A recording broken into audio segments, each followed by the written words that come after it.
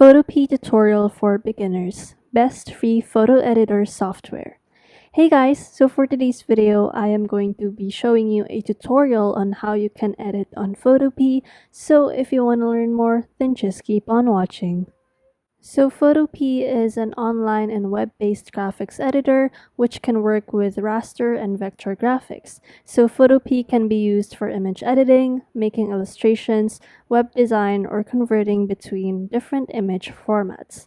So the interface of Photopea is very similar to that of Photoshop. So if you're looking for a photo editor that is similar to Photoshop, then Photopea is the way to go. So you have the option to create a new project, open from your computer, or open a Photoshop or PSD template. So here I am just going to click New Project, and this is what you are going to see. So you can edit the name of your project right here, the width, the height, so that can be on pixels, millimeters, or inches, and the dots per inches. So you can also edit the background, white, black, transparent, or custom. And there are also some fixed dimensions or measurements right here depending on your needs. So social, print, photo, screen, mobile, or ads. And on the side, you can actually see some templates that Photopea provides for you. So, if you want to get to know the interface of Photopea, you can get started with the templates. So it would be easier for you to work with. But for today, I am going to make a Instagram photos. So I'm just clicking the Instagram template right here. So it is under the social category, and I am setting the background to a transparent one, and I'm just gonna click on create. So here is our workspace. So as you can see, it is a 1080 by 1080 photo right here, transparent one. So you can move it around if you would want to, zoom in or zoom out right there. So first, let us explore the options right here. So we have the file, the edit, image, layer, select, filter, view, window, and some more settings right here. And on this side, there are some tools that can help us with editing. So we have the move tool, select tool, crop tool, magic wand, eraser, text tool, and all that good stuff that will be essential for us later on once we begin on editing our photos. So for this tutorial, I am going to make an Instagram post. So I am just going to open a file from my computer. So I'm just clicking file, and I am going to select open. So I am going to select an image from my storage. So here it is. Once I have selected it, as you can see, it automatically fit the entire transparent background a while ago. It's because I had the exact measurements as my background. So you can move it around with the move tool or the select tool right there, but for now I'm just going to put it in the middle so that it can cover the whole background that I have. In case you want to resize your image, you can select the transform controls right there, and you can, hit shift to maintain the aspect ratio of your image. Or if you don't hit shift, it's just going to enlarge it in any way that you want to. So I'm just going to deselect that, and I am going to add another image that I want. So this is the image that I want to add on my file like a while ago. So I'm just going to save this photo right here, a photo of a product that I want to showcase on my Instagram post. So here it is. So as you can see, it's very small, so I'm just going to enlarge it again to maintain the aspect ratio of the photo. I am going to enlarge it while hitting the shift button. So there you go. I'm just going to place it on the middle part of my photo. And as you can see, there is a white background on my image. And of course, I want to, remove that background. So I'm going to convert it to Smart Object and rasterize this layer of image right here in order for me to use the magic wand. So I'm just going to select the magic wand tool and click the image, and there you go. It automatically selects that image And once you're done with that, just go ahead and click the delete button and deselect the image. So there you go. I already have my own image, product image on the middle of my Instagram post. So I'm just going to actually enlarge this a little bit. So again, I'm just going to hit the transform controls and hit shift while I enlarge this image of the product.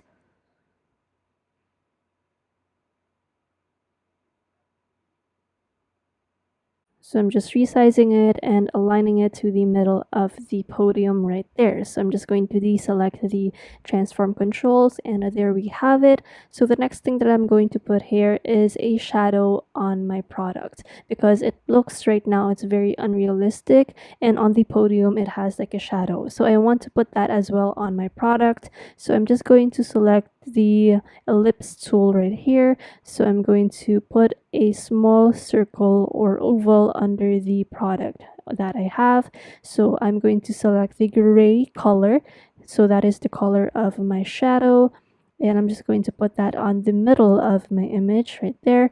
And I'm just going to arrange the layer and put that image layer or the shape layer under my product. So there you go. I already have the base of my shadow under my product. So I'm just going to go ahead and look at the blending options. And here it is. So I'm just going to adjust the opacity of my shape. So I am adjusting it about the half of the opacity and click OK. So I'm just going to apply the blur filter. So I'm going to apply the blur right here, the Gaussian, and it says here that the layer is not editable. So what I'm going to do is convert that shape into a smart object and rasterize it so that I can apply the blur or the Gaussian blur effect right there. So I'm just going to click on that once again, and there you go. We can adjust the radius of the Gaussian blur. So I'm just going to adjust that to however I am liking it. So there, 8.3 pixels. So I'm just gonna hit OK. And there we have our shadow. Now our product looks more realistic in this sense. So the next thing that I want to add here is a text. So in order to do that, I am just going to click on the type tool right here, the big letter T right there. So just click on the type tool and drag it in order to create a text box. So I'm just putting a text right here. So I'm putting the product name actually from the website. So there you go. I'm just typing it out. Bamboo charcoal mud mask right there. So I'm just double checking if it's the correct text. So right now it looks very small and not visible at all. So I'm just going to resize it. So there on the size option. So I'm going to stick with the 66 pixels right here. So I'm just realigning everything right there. So I'm trying to find the proper placement of this text on my image. So I'm just going to hit the middle alignment right there. And there we have it. So next thing that I'm going to do is change the font of my text. So just go ahead and click the fonts right here. So there are a lot of fonts that are available here on Photopea. So you can select any that is suited or suitable for your image. So for this one, I'm just clicking on the Poppins font. So there we have it. It is already applied on our text. So I want this to be a little bit more bolder. So I'm just going to click on this drop down options right here. And as you can see, there are a lot of options or styles for my font. So I can just select the bold right here. So there are previews as well that are available here on Photopea. So you can, look at the preview first before applying it to your text. So there we have it. We have already changed our font of our text. Now I am going to change the color of my text right here. So I'm just going to select all of those and go to the color picker, and I want my text to be a greenish shade as well in order to match my images right here. So I'm just going to select the color that I want. So you can also enter a hex code right here if you would want to. So there we go. We have already changed our font style and our font color as well. So as you can see here, I'm just making some minor alterations on my text. So there, I am pretty satisfied with that right now. So I'm just aligning it.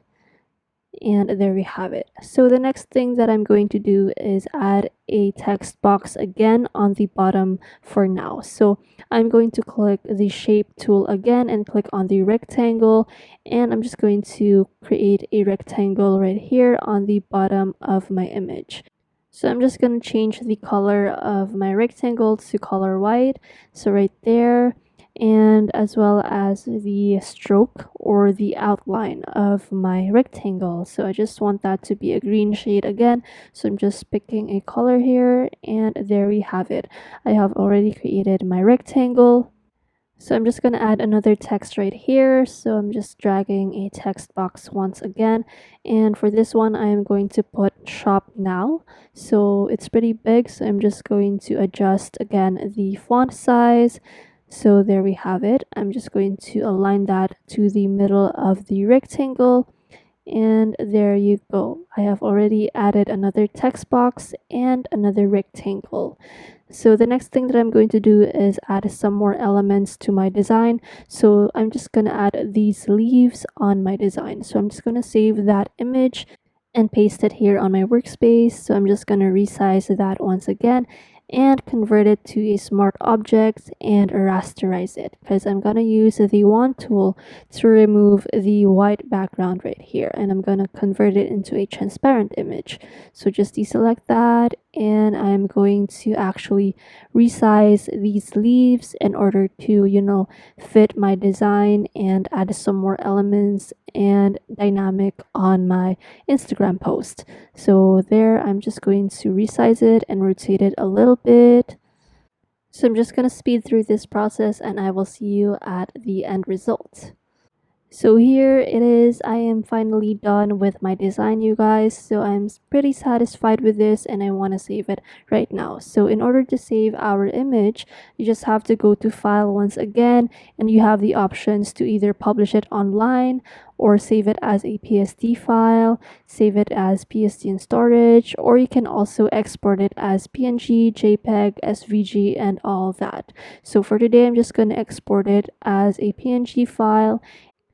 So right here, you can edit some more details if you would want to. And once you're done, just hit the save button in order to save your design. So that concludes our video for today. I hope that you guys have learned something from this tutorial, and I will see you on the next video. Thanks for watching.